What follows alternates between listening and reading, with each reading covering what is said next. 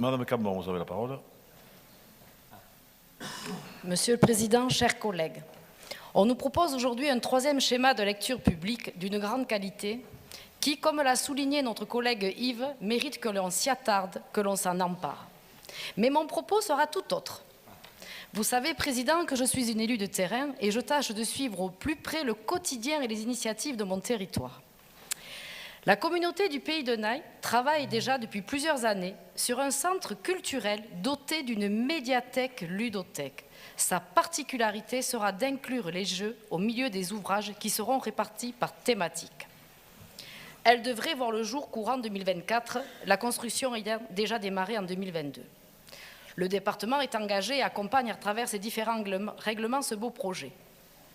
Mais revenons plus précisément sur cette médiathèque ludothèque.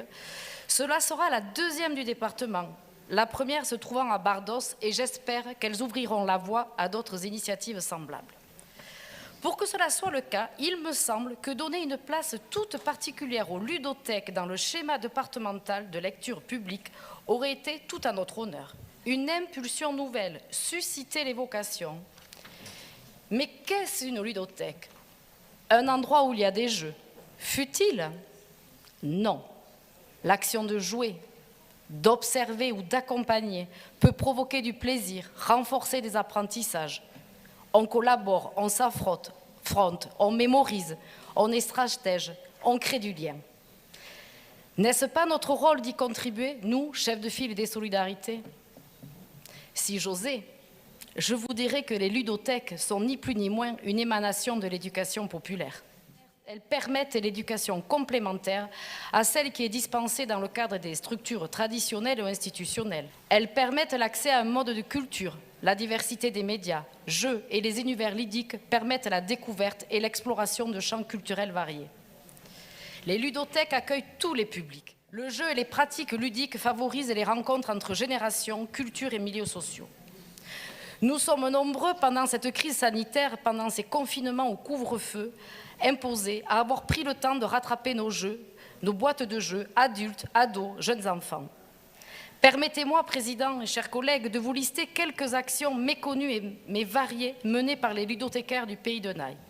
Accueil du public, accueil de classe, crèche, centre de loisirs, maison de l'ado, accueil d'institutions, type ITEP, animation du collège de Naye, partenariat avec l'Adobus, mise en place d'un réseau de joueurs avec différentes associations du territoire, rencontre avec les résidents de la maison de retraite Saint-Joseph, participation aux manifestations du territoire, et j'en passe.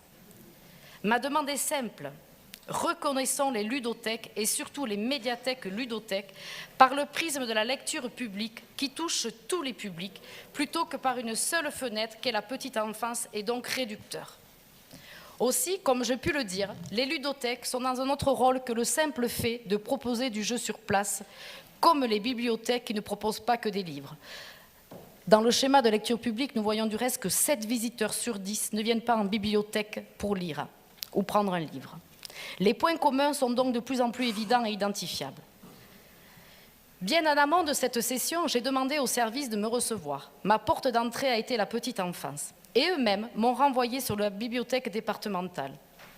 J'ai été reçue, entendue.